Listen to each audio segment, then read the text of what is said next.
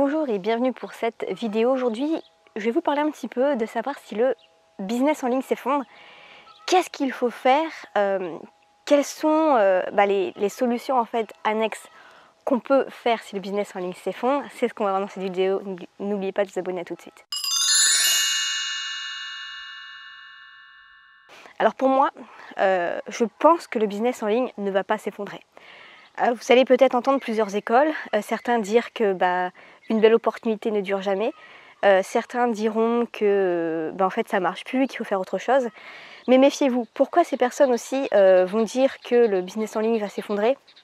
Peut-être parce que ces personnes se sont fait cramer dans leur propre marché, peut-être qu'elles n'ont pas été, en fait correctes dans leur business en ligne, peut-être qu'ils ont arrêté du jour au lendemain, donc peut-être que voilà, c'est leur croyance à eux, mais en tout cas moi je vais vous donner la mienne, c'est que le business en ligne est très loin d'être mort. Déjà pourquoi? Parce que quand on regarde les États-Unis, qui on dit ils ont 5 ans d'avance à peu près sur nous, enfin ça dépend des domaines, mais je pense que dans le marketing c'est clairement le cas, ils continuent clairement, et puis ça marche toujours aussi bien, voire ça s'améliore. Et puis quand on voit le graphique de l'investissement, enfin des ventes de cours en ligne, ça ne fait qu'augmenter de manière vraiment fulgurante.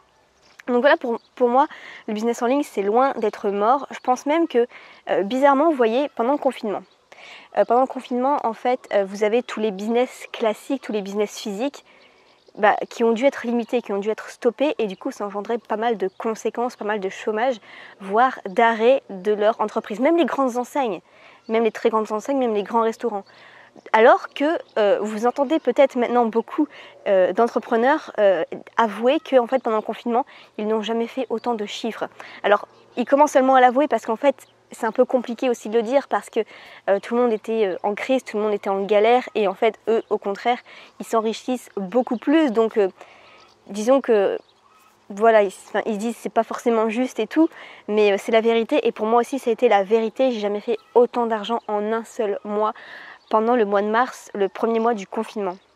Donc du coup, je pense que déjà ça, c'est une sacrée pépite. C'est-à-dire que quand le monde va mal, en fait, finalement, on voit que les entreprises en ligne, elles vont très bien, vont même encore mieux. Donc pour moi, en fait, c'est peut-être justement que le business en ligne, c'est l'avenir. Les gens vont vouloir se former avec ça.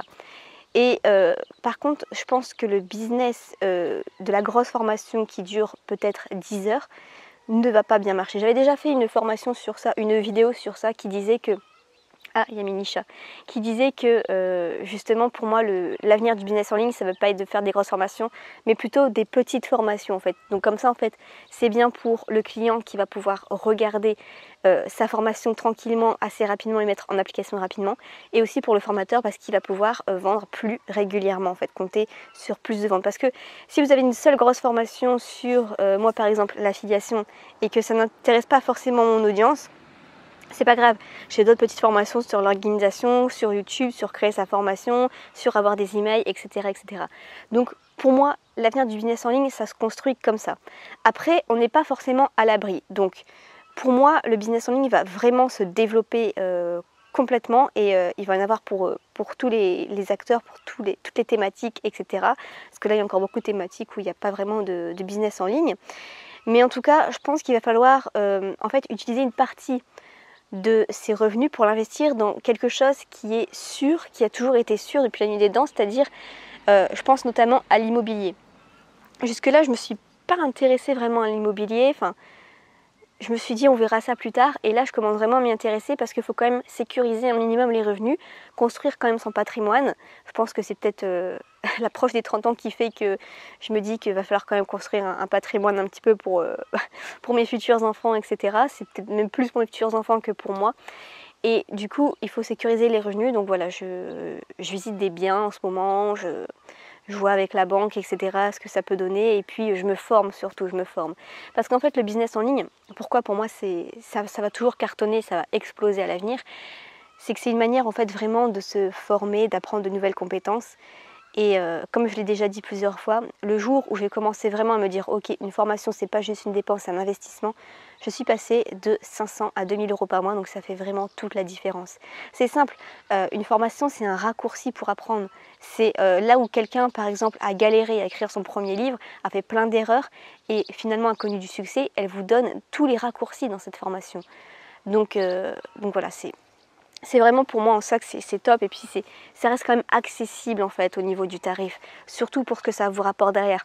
Si vous achetez par exemple, je sais pas, un transat à 100 euros, bon bah c'est bien, vous allez en profiter, mais par derrière vous n'allez pas le rentabiliser.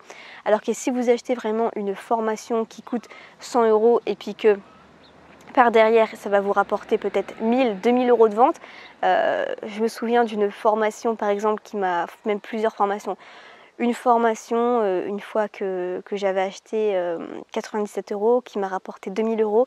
Une autre formation que j'ai payé 50 euros, qui m'a rapporté 3000 euros. Donc vous voyez, bon après bien sûr il y a des formations qui ne vous apportent rien, du moins pas grand chose, mais vous apprenez toujours au moins un petit truc en fait. Il y a toujours un petit truc que vous apprenez. Donc voilà, pour moi l'avenir du business en ligne, ça n'a que du potentiel en fait, vraiment que du potentiel. Donc voilà, je vous invite vraiment à vous lancer.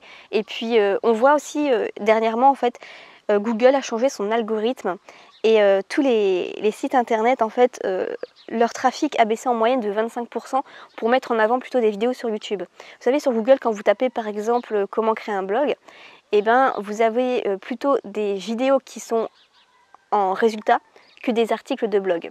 Donc pour moi, voilà, ça a clairement plus d'impact. Et au niveau de la forme du business en ligne, ne soyez pas trop brouillon, parce que je vois tellement de formations, c'est trop brouillon. Soignez un minimum l'image. Essayez d'être pédagogue avec des dessins, même si votre audience, ce sont une audience déjà qualifiée, qui savent déjà de quoi vous parlez. Les gens sont plus concentrés avec des dessins. Juste imaginez à l'époque, quand vous étiez à l'école, entre un prof qui se contente d'être à son bureau et puis qui dicte son cours, alors versus un prof qui est debout et qui explique avec des schémas, des dessins, etc. Et vous notez tout ça et vous apprenez beaucoup mieux en fait, parce que vous êtes plus actif en fait, et avec des dessins vous comprenez mieux, même si vous avez déjà un certain niveau pour apprendre, pour le comprendre.